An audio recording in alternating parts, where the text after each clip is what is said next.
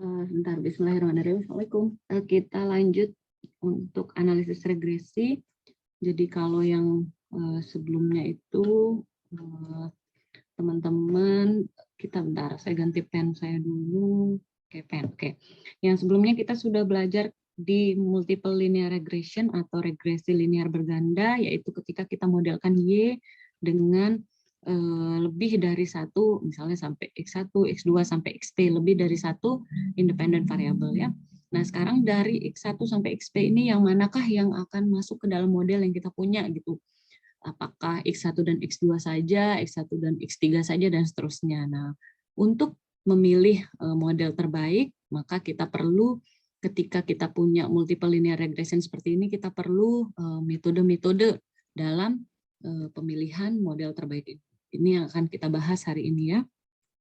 Nah, jadi dalam pemilihan model regresi terbaik ini, apa sih yang terkait gitu ya. Jadi intinya kita akan menentukan yang mana sih si variabel prediktor yang kita punya tadi itu, X1, X2, sampai XP itu, yang manakah yang masuk ke dalam model regresi linear berganda kita gitu ya.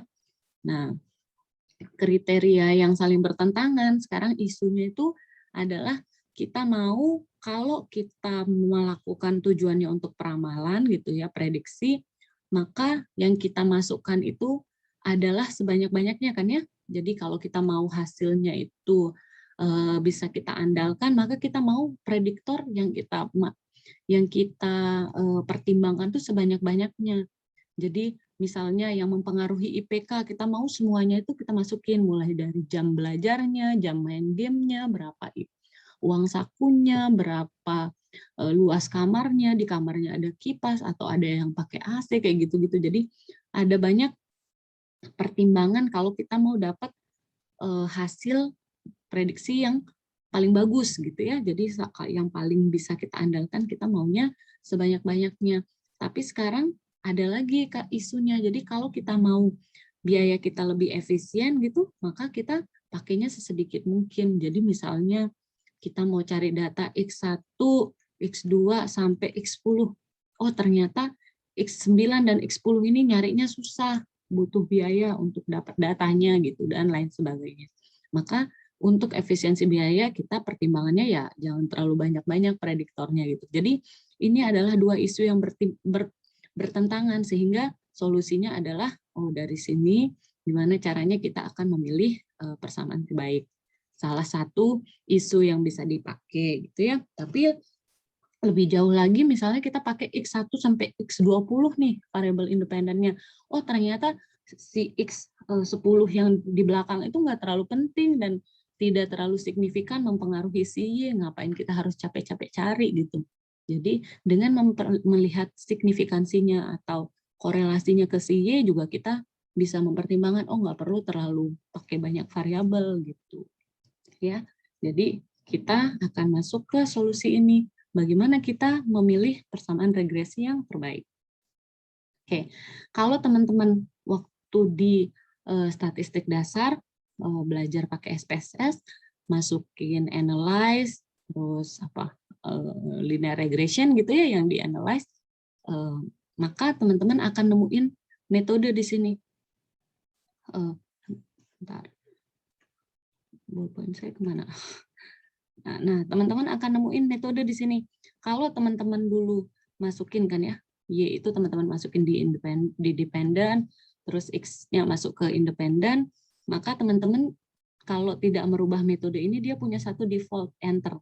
Enter ini metode enter, udah default dari dia, dari si SPSS-nya, bentuk default itu bentuk baku yang sudah ada, kalau tidak kita ubah, maka dia akan pakai metode enter.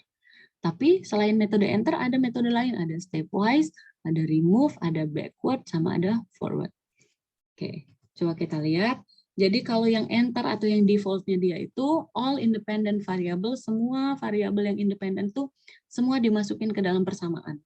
Jadi dia biasa disebut juga sebagai forced entry method atau metode yang memaksa semuanya masuk pokoknya.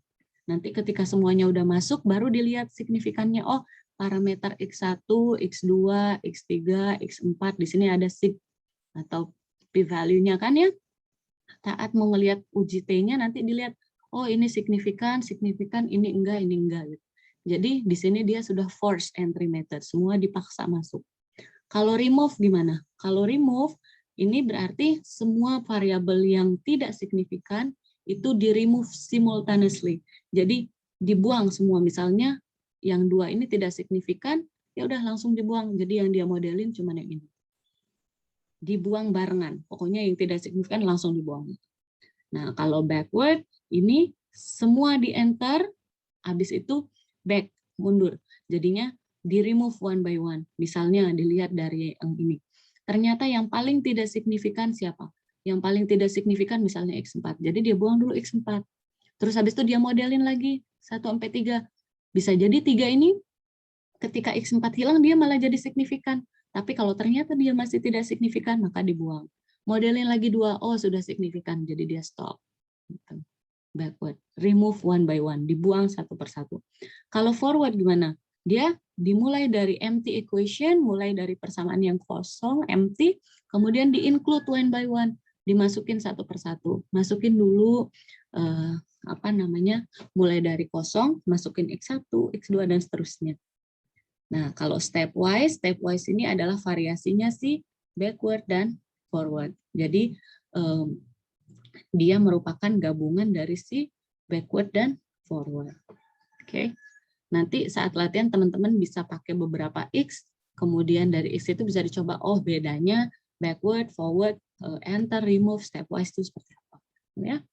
Oke. Nah, sebenarnya kalau prosedur, kalau yang kita ambil di buku Draper and Smith, itu ada 4 prosedur. Ya. Jadi yang pertama, dia sebut best selection modelnya, best model selection atau pemilihan model terbaiknya itu adalah yang pertama all possible regression. Jadi semua kemungkinan regresi ini dicoba. Kemudian yang kedua best subset regression. Jadi himpunan bagian regresi terbaik. Kemudian ada backward regression, ini yang tadi eliminasi langkah mundur, dan stepwise regression atau regresi bertahap step. Bertahap gabungan antara backward dan forward. Ini prosedur yang ada di Draper and Smith. Nah, kita lihat yang pertama yang all possible regression. All possible regression. Nah, all possible regression ini yang pertama dia tidak praktis. Kenapa tidak praktis? Kan tadi all possible regression. Semua regresi yang memungkinkan. Jadi karena semuanya dia periksa, terlalu banyak yang harus dia periksa persamaan ini, maka dia menjadi tidak praktis. Nanti ada contohnya. Kemudian karena persamaannya ada banyak sekali sehingga dia tidak tidak mungkin kita bisa mungkin tapi akan jadi susah sehingga butuh bantuan komputer yang berkecepatan tinggi. Kemudian lanjut. Nah, semua kemungkinannya itu dia pertimbangkan termasuk persamaan yang melibatkan X0. X0 ini maksudnya yang kalau teman-teman punya Y sama dengan beta 0 ditambah beta 1. X1 plus EI, maka di sini ini itu yang dia sebut X0 itu. Ya. Kemudian X1 sampai XR sebanyak R. Nah, ada berapa sih possible regression yang memungkinkannya itu? Terdapat 2 pangkat R persamaan. Jadi kalau teman-teman punya 3 X-nya ada X1, X2, dan X3, maka R-nya sama dengan 3, sehingga ada 2 pangkat 3, ada 8 kemungkinan yang mungkin yang harus diperiksa. Nah, kemudian jika dimiliki R buah variabel, jadi kita punya 2 pangkat R kalau kita punya R buah variabel ini ya. Kemudian dummy variabel suku X091, ya ini maksudnya tadi. X0 ini beta 0, X0-nya ini kan sama dengan 1 ya. Oke. Kemudian, nah gimana kriterianya? Kan kita punya tadi beberapa pilihan ya, ada 2 pangkat R pilihan. Nah, dari 2 pangkat R pilihan tuh, yang mana sih yang akan kita ambil sebagai persamaan? Maka ada ukuran yang dia bandingkan kriterianya. Yang pertama, dia bisa pakai R square yang udah kita pelajari kemarin. Atau kemarin kalau mau detail lagi kita pakainya adjusted R square gitu ya. Kemudian ada nilai S kuadrat. S kuadrat ini jumlah kuadrat sisaan. Kalau teman-teman punya tabel ANOVA, maka di sini punya regresi kan ya. Di sini adalah sumber keragaman, regresi, galat. Ini adalah total. Nah, di sini teman-teman akan punya degree of freedom, jumlah kuadrat, kuadrat tengah, dan F hitung kan ya. Nah, yang ada di sini kuadrat tengah galat, KTG ini adalah S kuadratnya, gitu. Jumlah kuadrat sisaan. Ini yang di-compare. Kemudian ada statistik CP-Mellow. Nanti bisa kita pakai yang R square, S kuadrat, atau CP-Mellow. Ketiganya ini saling berkaitan sehingga kalau kita pakai R square kita ambilnya yang paling besar, S kuadrat kita ambil paling kecil. Begitu juga CP-Mellow. Jadi R kuadrat ini kalau model pilihan kemungkinan pertama R kuadratnya tinggi, pasti S kuadratnya rendah gitu. Jadi dia saling berkaitan. Oke. Nah, sekarang kalau misalnya kita pakai kriteria yang pertama, kita pakainya koefisien determinasi atau R kuadrat, maka yang pertama langkahnya kita harus mengelompokkan dulu persamaannya berdasarkan jumlah prediktornya yang ada di dalamnya. Jadi misalnya kita punya X1 sama X2 dan X3. Misalnya yang prediktor 1, berarti kemungkinan pertama X1, X2, X3. Kemungkinan yang kedua, 2 prediktor X1, X2, X1, X3, X2, X3. Kemungkinan yang ketiga, 3 prediktor X1, X2, X3. Gitu kan ya? Oke, karena ada 3, berarti kita punya 2 pangkat 3 sama dengan 8. Kemungkinan 1, 2, 3, 4, 5, 6, 7. Baru 7, berarti satunya lagi yang tadi X0 itu ya. Oke. Kalau X0 doang berarti modelnya apa? Y sama dengan beta 0 aja. Kemudian setelah itu kita urutkan persamaan dalam tiap kelompok berdasarkan R kuadrat. Jadi kalau kita buat model Y sama dengan B0 Y sama dengan beta 1 X1 ini model yang ini. Kemudian kalau X2 berarti Y sama dengan beta 2 X2 dan seterusnya. Semua akan punya model. Kalau yang ini Y sama dengan beta 1 X1 tambah beta 2 X2 gitu kan ya. Nah, kalau model-model ini kan nanti akan punya R kuadrat, R kuadrat, R kuadrat, R kuadrat. Kita urutin dulu R kuadrat dalam kelompok, R kuadrat dalam kelompok, R kuadrat dalam kelompok. Nanti yang tertinggi di sini, dan tertinggi di sini itu yang akan dibandingkan gitu. Perhatikan urutan pertama R kuadrat terbesar dalam tiap kelompok. Nah, tadi. Jadi yang besar di sini, yang besar di sini, dalam besar sini. Kemudian kita lihat ada enggak pola variabel yang konsisten. Nanti kita lihat gimana pola variabel konsisten ini maksudnya. Nah, ini contoh data yang ada di bukunya, buku Statistical Theory with Engineering Application tahun 1952. Dia punya 4 buah prediktor dan 1 respon. Berarti kemungkinan yang mungkin itu adalah 2 pangkat 4. Ada berapa? Ada 16 possibilities. Ya. Ini adalah datanya X1, X2, X3, X4, dan Y. Ada 1, 2, 3, 4 variabel prediktor. Nah, kemudian kita kan tadi yang pertama kelompokkan dulu. Kelompok A yang pertama 1 persamaan regresi karena dia hanya punya nilai tengah ini, beta 0. Beta 0 itu kan sama kayak ekspektasi Y aja ya. Ekspektasi dari Y itu adalah, masih ingat ekspektasi? Ekspektasi itu kan rata-rata ya, expected. Oke, makanya disebut nilai tengah. Jadi X0, dummy variable tadi, di mana X0-nya nilainya 1. Kelompok A. Kelompok B berarti yang punya 1 variabel aja. Oh sorry, yang tadi ini saya harusnya X. Ini pisah kelompok ya. Ini kelompoknya sama. X0-nya pisah kelompok. Sorry, lupa, bukan variabel. Nah, sekarang kelompok A. Kelompok B berarti ada 4 buah persamaan regresi yang isinya adalah 1 variabel prediktor. Jadi BI, XI yang tadi. Berarti persamaan pertamanya adalah beta 0 tambah beta 1, X1. Persamaan kedua beta 0 tambah beta 2, X2, dan seterusnya ada 4. Kelompok C itu adalah ada 6 persamaan, yaitu isinya 2 variabel prediktor. Ini berarti ada X1, X2, X1, X3, X1, X4, X2, X3, X2, X4, X3, X4. Ini kan ya, sorry. Nah, jadi ada sebanyak 6 persamaan. Kemudian kelompok D yang isinya 3 ada 4 persamaan. 1, 2, 3, 1, 2, 4, 2, 3, 4. Ada 1, 2, 1, 3, 4 kurang. Jadi ada 4 persamaan. Kemudian yang kelompok E hanya ada 1 persamaan, yaitu semua masuk. X1, X2, X3, X4. Isinya ada 4 prediktor variabel. Oke. Nah, sekarang kita akan urutkan R kuadratnya, kemudian kita lihat urutan terbesar di setiap kelompok, terus kita lihat polanya. Nah, ini tadi yang beta 0 di skip aja, karena kalau beta 0 aja ya nggak ada X yang berpengaruh gitu ya, makanya tidak perlu dipertimbangkan biasanya. Nah, sekarang yang pertama kita ingat, ini adalah nilai R kuadrat. R kuadrat itu nilainya dari 0 sampai 1. Itu kan ya, kita lihat yang bagus itu adalah yang mendekati 1, artinya X-nya X yang kita pakai bisa mempengaruhi mempengaruhi si Y kita sebesar berapa persen. Nah, kelompok B ini maksudnya X4, X2, X1, X3, ini X1, X2, X1, X4 dan seterusnya gitu ya. Kita lihat yang tertinggi adalah yang ini. Di sini yang tertinggi adalah yang ini yang tertinggi adalah ini yang tertinggi adalah ini. Oke.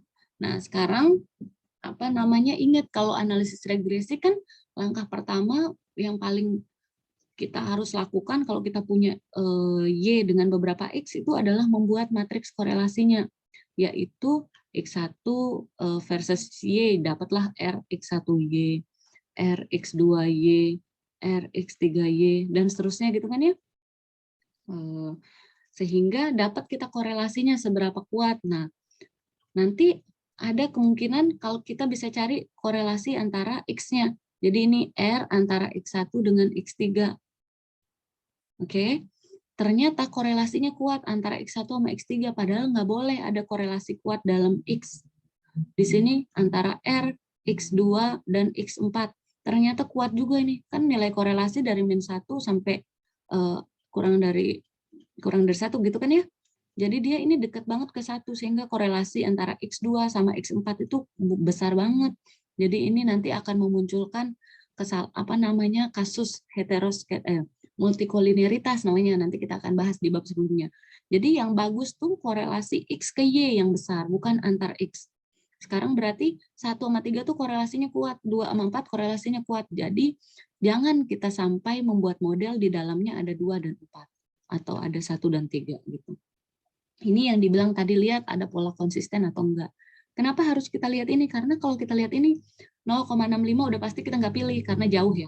Tapi kalau di sini masih deket-deket nih.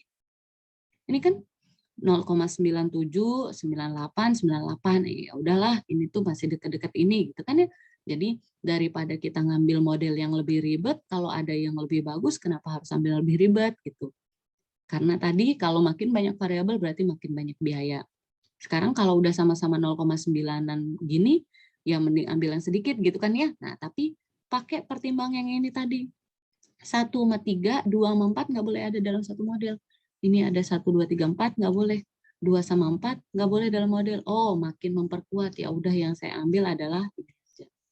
Jadi berdasarkan R kuadrat yang kita ambil adalah model Y sama dengan beta 0 tambah beta 1 X1 tambah beta 2 X2 ekspektasi Y. Oke, gitu. Jadi pakai kuadrat itu. Ini yang dibilang pola kekonsistenan tadi itu.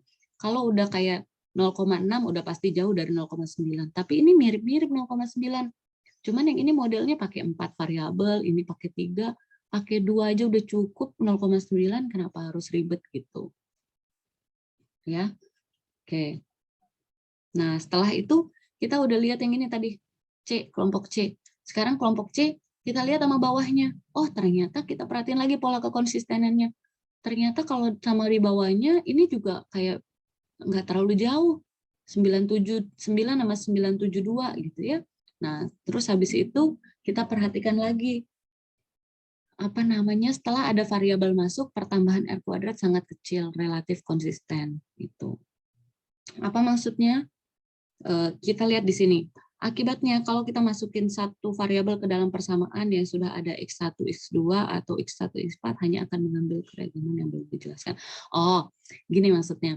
Jadi, teman-teman bisa lihat, ini 0,93 agak jauh sama ini 7, ini sama ya, 97 sama 97. Maksudnya apa? Kalau teman-teman udah punya 94, terus habis itu mau nambah lagi satu variabel ditambah unsur 2, toh dia nggak akan berubah banyak. Jadi, apa namanya, kita bisa lihat sebentar. Kalau bagian yang ini penambahan sangat kecil itu untuk sini tadi. Ini ke sini. Toh nambahnya sedikit gitu ya. Mau dia ditambahin awalnya 1 2 masuk variabel 4. Oh, nambahnya cuma sedikit nih pengaruhnya. Udah 1 2 4 masukin 3, nambahin cuma sedikit. Jadi ya udahlah, nggak perlu kita mempertimbangkan menambahkan 4 sama 3. Jadi ngapain capek-capek nambah variabel 4 dan 3 gitu. Itu pertimbangannya. Kalau misalnya banyak minim dana, parsimoni model supaya tidak terlalu kompleks dan lain-lain. Gitu. Oke. Kenapa di sini 1 2 sama 1 4 ini sama-sama tinggi? Karena yang masuk di setelahnya 1 2 4 gitu. Jadi teman-teman kalau kasus kayak gini kita bisa banyak pertimbangan, bisa jadi orang satu dengan orang lainnya akan punya kesimpulan yang berbeda gitu ya, tergantung gimana dia memandang pola kekonsistenannya tadi. Oke. Terus ada lagi dari C ke D itu R kuadrat naik sedikit sekali ini. C ke D naik sedikit, D ke E juga naik sedikit. Artinya kalau ada variabel lain yang dimasukkan hanya terambil sedikit keragaman yang belum dijelaskan. Kan kalau 0,979 ini artinya 97,9% bisa dijelasin sama X1 sama X2. Oke. Nah, kalau ini 98,234 dia kalau nambah X4 itu cuma nambah jelasin sedikit. Gitu. Keragaman yang belum dijelasin sama X1 dan 2 itu dia tambahin sama X4 tapi nggak banyak. Jadi kita bisa pilih X1 dan X4 karena pada kelompok ya intinya kita bisa tambah dengan alasan-alasan yang bisa memperkuat teman-teman ya. Cari alasan teori lain yang memperkuat. Model yang dipilih bisa jadi bukan X1 sama X2 ngelihat paling atas, tapi teman-teman juga akan memungkinkan bisa jadi ngambil X1 sama X4 gitu. Oke, ya gitu. Kenapa? Ya seperti yang tadi ya, karena toh yang nambah ketika proses ini tuh si 4. Jadi di sini X4 itu nggak boleh kita abaikan juga, boleh 1, 2 atau 1, 4 karena beda-beda tipis. Tapi mau pastikan yang mana ya itu kembali ke teman-teman, boleh ada alasan lain atau teori lain yang kuat. Misalnya tadi ini yang mempengaruhi IPK itu adalah jumlah jam belajarnya sama berapa uang sakunya untuk dia bisa belanja sehingga dia bisa belajar dengan tenang misalnya. Tapi ternyata di sini ada berapa jam dia main game gitu. Jadi nggak bisa kita abaikan juga gitu. Oke. Nah, selanjutnya selain pakai R kuadrat, kita juga bisa memperhatikan nilai S kuadrat. Jadi S kuadrat ini akan jadi sangat informatif dan dapat menunjukkan titik pemisah yang baik kalau variabelnya jumlahnya besar. Jadi hanya dia bisa akan sangat informatif gitu ya, kelihatan banget beda S kuadratnya itu kalau nilainya lebih banyak X yang kita pakai itu lebih dari 10.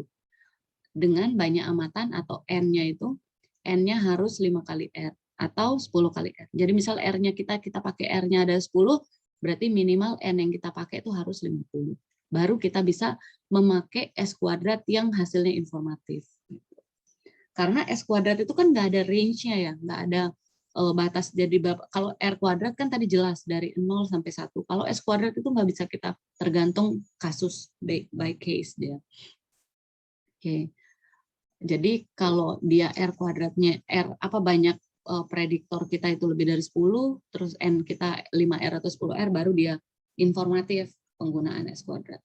Caranya gimana? Caranya sama, pokoknya intinya kelompokkan, tapi dari S kuadrat ini kita hitung S kuadrat untuk persamaan, kemudian rata-rata kelompok. Tentukan nilai dugaan, terus pilih model yang jumlah parameter kecil. Ini maksudnya tadi jumlah parameter kecil tuh X-nya sedikit, karena kalau misalnya pakai X1 sampai X4, parameternya kan ada beta 1, beta 2, beta 3, beta 4 parameternya. Jadi kalau banyak parameter yang diestimasi juga jadi tidak prinsip parsimoninya, jadi kalau ada model yang lebih sedikit, kenapa harus pakai model yang lebih kompleks gitu ya. Nah, ini contoh residual mean square. Residual mean square itu kan KT galat ya, KTG atau S kuadrat. Ini P-nya kalau 2 prediktor, 3 prediktor, 4 prediktor, 5 prediktor. Contoh-contoh. Sorry, P is sorry, P ini adalah dia udah definisikan tadi ya. Sepertinya P ini kayaknya masih model yang tadi deh.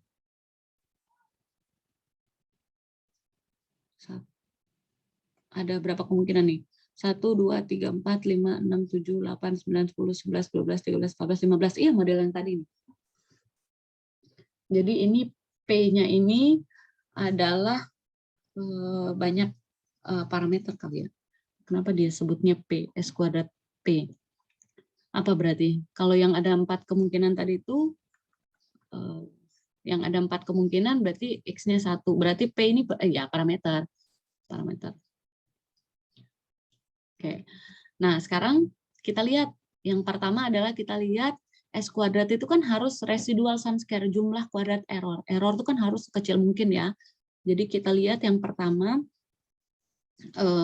S kuadrat yang kecil. Jadi kalau lihat sini. Nah, kalau lihat yang ini 100-an nih. Sedangkan yang ini 5. Berarti kan udah skip aja langsung yang Ini sedangkan 5 kisarannya 5, 122, 7, 41, 80, tapi ada 5 di sini. Ini juga ada 5, sedangkan ini 100-an, 80-an. Jadi ini udah langsung pasti kita skip. Karena S kuadratnya besar. Sekarang yang perlu kita pertimbangkan nih yang ini. Oh, ada 5, ada 5, ada 5. Sekarang kita lihat, oh kelompok yang kedua, kalau kita pakai X-nya ada 2 pasang, itu adalah si ini 5,79, ini 122 jauh ya, sama 7. Jadi 5,79 sama 7. Oke, sekarang kenapa sih nggak ngambil 5 yang di bawah? Ini kan lebih kecil lagi 5-nya nih, 5,35. Oh, balik lagi ke prinsip parsimoni tadi. Kan ini sama-sama 5. Kenapa harus ambil model yang lebih kompleks? Kalau udah sama-sama 5, pakai aja model yang lebih sederhana gitu. Jadi pilihan yang ini dan ini bisa dijadikan pilihan model terbaik. Sekarang kenapa kita pilih 5 sama 7? Kan ini jauh. Iya, jauh kalau kita bandingin 5 sama 7 dengan angka tab-nya segini. Tapi kalau ini tab-nya 122, ini berarti ada 5, ini 122. Berarti 5 sama 7 tuh beda tipis banget di sini kan. Gitu. Jadi 5 sama 7 nih bisa dikatakan dekat atau jauh tergantung variansinya kan. Gitu. Kalau kita bilang 5 sama 7 jauh, oh bisa jauh kayak gini. Tapi kalau kita buat ada tambahan lain, ada 5, ada 122, berarti 5 sama 7 ini dekat. Makanya dia bisa jadi model terbaik dapat kita pakai. Di sini ada keterangan, for example, 17,57. 17,57 yang ini, itu adalah residual obtained when fitting the model contain of 3 dan 4. Oh, dia ngasih tahu ini miliknya siapa. Jadi ini kalau 3, 4. Berarti ini miliknya 1, 2, 1, 3, 1, 4, 2, 3, 2, 4, 3, 4. Gitu. Dia ngasih tahu kita bahwa ini tuh udah diurutin. Gitu. Ini berarti kalau 1, 2, 3, 4. Ini 1, 2, 3, 1, 2, 4, 1, 3, 4, 1, 2, 3, 4. Ini kalau 1, 2, 3, 4. Gitu. Oke. P ini parameternya. Oke. Nah, kalau including beta 0. Udah dikasih tahu ya, including beta 0 parameternya. Sekarang kalau kita bikinin plot, nah ini bisa lebih mempermudah tadi yang saya bilang gap 122 ini. Kita bikinin plot kalau pakai 2 parameter, including beta 0. Jadi kalau kita masukin 2 parameter, di sini nilainya 100 berapa tadi tuh? 176. Ini dia nilainya sekitar 176. Kalau kita pakai 3 parameter, oh agak turun dia, tapi masih tinggi. Ini nilainya tadi berapa tertingginya? 3 parameter ini. Kalau kita pakai 3 parameter ada masih 122, jadi ada masih di 122 juga. Tapi di sini adalah S kuadrat P alias rata-rata nih, yang ini rata-ratanya. Jadi 133, 47, 6, 5. Jadi 133, ini sorry bukan 176, rata-rata ternyata. 133, ini 47, terus rata-ratanya 6 dan 5,9. Nah, ini 6, 5,9. Kayak di sini kita bilang, oh ternyata pakai 4 sama 5 itu udah agak ada di relatif rendah. Tapi kalau kita lihat rata-rata 3 emang agak jauh, tapi kalau kita lihat di dalamnya ternyata 5 sama 7 lah yang kita pilih. Bisa kita pilih. Tapi kembali lagi, ini pertimbangan setiap orang akan punya hasil yang beda-beda tergantung sejauh mana dia explore alasannya, teorinya, dan lain-lain. Gitu. Kayak tadi IPK itu harus teman-teman lihat dulu keadaan di sekitar. Oh ternyata ini banyak yang main game, jadi harus kita pertimbangkan juga anak-anak yang main game, berapa lama main gamenya gitu. Tapi kalau ternyata anak yang satunya tidak melakukan eksplorasi seperti itu, dia nggak akan tahu game itu ternyata mengambil waktu sehingga mempengaruhi IPK misalnya. Ya berarti dia nggak akan mempertimbangkan X4 tadi gitu ya.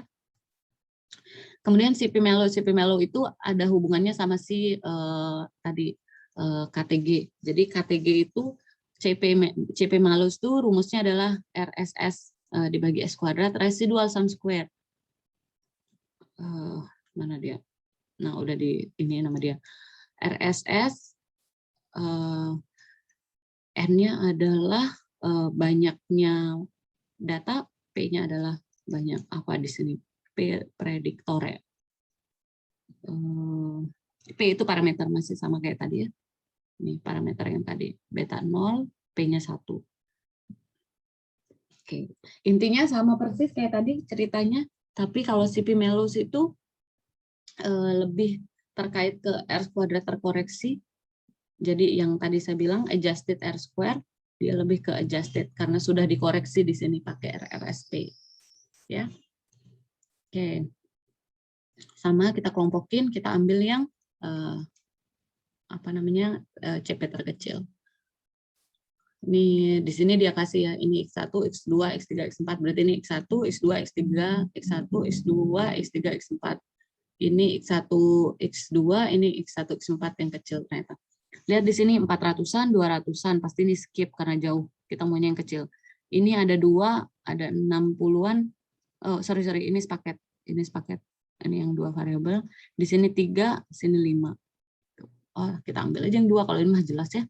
2, bisa juga 5,5 karena gapnya dengan 198, 2 sama 5 itu dekat. Gitu. Nah, sekarang kalau teman-teman lihat, ini kalau dibuatin plotnya, yang dekat sama garis. Kalau 1, 2, 3, 4 itu nilainya di sini, 1, 4 itu di sini, dan seterusnya gitu ya. Ini nilai CP Melo setelah dihitung tadi. Oke, nah sekarang sebenarnya kalau kita lihat di sini, kesimpulan kita mau pakai metode yang mana sama aja kan ya? Pakai R kuadrat, pakai S kuadrat, pakai CP Melo, itu pasti nanti mengarah ke 1, 2, dan 1, 4 yang akan dipilih menjadi variabel yang masuk ke dalam model terbaik kita. Tuh. Oke, lanjut. Masih ada kita best subset regression satu lagi. Tadi yang pertama all possible regression. Nah, cuman best subset ini kembali lagi jarang banget orang pakai karena untuk menentuin subsetnya itu. Jadi kayak subsetnya butuh bantuan komputer, kriterianya sama, pakai R kuadrat yang paling maksimum, adjusted R square maksimum, CP malum ini. Oke. Ini contoh model 3 dan 4 prediktor tidak dipilih sebagai model terbaik karena penambahan dari 2 ke 3 maupun 3 ke 4 tidak memiliki. Oke. Jadi yang kita perhatiin bisa R square, adjusted R square, CP Melo. Ini adalah output SAS kayaknya kalau gini bentuknya ya kalau nggak salah. Kemudian ini adalah variabelnya. Variabelnya ada satu variabel. Ini kalau X1, bener nggak ya? 3. Kayaknya ini udah dia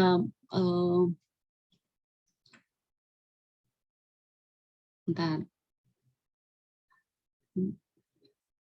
Mana kita lihatnya nih? Oh, ini. Kita lihatnya kenapa dia langsung dia langsung nge-skip R-square-nya karena udah ada adjusted R-square yang sudah di-adjust, disesuaikan ya pembahasan kita minggu lalu. Jadi sini kita lihat, di sini R-square adjusted-nya, mana ballpoint saya? R-square adjusted-nya 60-an, di sini 97, 97, ini juga udah 97. Jadi udah ngapain pakai yang banyak modelnya, gitu ya. Oke. Nah, di sini si Pimelo juga sama 100-an, ini 2-an, ini 3, ini 3, ya udah ambil yang ini. Makanya model 3 dan 4 prediktor ini langsung di skip. Kenapa yang muncul cuma segini? Ini perwakilan. Oke. Kemudian di sini dia udah munculin, oh ini adalah miliknya X1. Oh, dia urutin paling rendah nih sama dia. Kita lihat dulu paling rendah apa enggak dia urutinnya. Ya, dia urutin si Pimelo-nya yang terendah. Dari sini ini miliknya X4, jadi ini milik X4, ini milik X2, berarti ini X2, ini milik X1 dan seterusnya. Oke, jadi yang ini yang paling kecil ini miliknya X1 dan X2, jadi X1, X2, kemudian yang di atasnya 5,5, X1 dan X4, dan seterusnya. 1 dan X4, X1 dan X4, kemudian ini X3 dan X4. Yang X2 dan X4 jauh banget, jadi sama dia di skip, percuma di compare, toh nggak diambil gitu sama dia. Jadi dia munculin 3-3 gini. Oke. Oke, nah cuman kelemahannya sama sebenarnya kan prosesnya ya, cuman yang dibandingin di sini R-square, adjusted R-square, CP, nggak ada S kuadratnya. Nah di sini kelemahannya sampai buku ini terbit, nah, tapi nanti setelah ini mungkin kita bisa cek sama-sama lagi sampai buku ini terbit waktu itu, jadi belum dapat info gimana sih dia nemuin himpunan bagian itu. Cenderung menghasilkan, tapi saya punya feeling ini jadi kayak power set gitu kayaknya, tapi nggak tahu sih, nanti kita cek lagi sama-sama sampai buku Draper ini terbit. Tapi ini bukunya udah tua sih, mungkin kita harusnya sekarang udah mulai banyak informasi tentang bagaimana dia nentuin subset ini, karena biasanya pakai komputer. Tapi sebenarnya sudah mulai gampang ya, komputer sekarang bisa dicek apa di dalamnya itu seperti apa program yang dia pakai, algoritmanya. Kemudian cenderung dihasilkan persamaan regresi yang terlalu banyak prediktor ya, karena di sini dia pakainya ada unsur R kuadrat, di mana kemarin kita udah bahas R kuadrat itu kan semakin banyak X-nya maka R kuadrat paling makin membesar gitu. Makanya dia tambahlah dengan si adjusted R-square. Terus jika himpunan bagian dari semua kemungkinan yang diambil terlalu kecil, ya ini maksudnya tadi ya, perwakilan ini dia ambil terlalu kecil, maka yang paling masuk akal mungkin malah nggak masuk gitu kan, dia ngambilnya perwakilan subsetnya ya. Subsetnya itu yang dia ambil bisa jadi itu cuman mengandalkan nilai-nilai yang dia muncul gini. Kalau di sini kan kita muncul semua nih, ini muncul semua kemungkinannya, semuanya muncul kemungkinan all possible regression-nya. Jadi kita punya gambaran, oh jangan dulu dibuang nih, jangan-jangan 3 nih, coba kita lihat lagi, pelajari lagi apa aja sih variabel yang ada, lihat korelasinya gitu kan. Sedangkan kalau di sini tuh kita nggak bisa, karena sudah muncul subsetnya itu oleh komputer, jadi dia muncul terus bisa jadi yang tidak dia munculkan itu mungkin malah itu yang penting gitu. Oke. Ya, nanti kita ada latihan tapi di grup aja. Oke, Assalamualaikum. Selamat. Saya stop dulu recordingnya sebentar. Saya share ini ya. Assalamualaikum.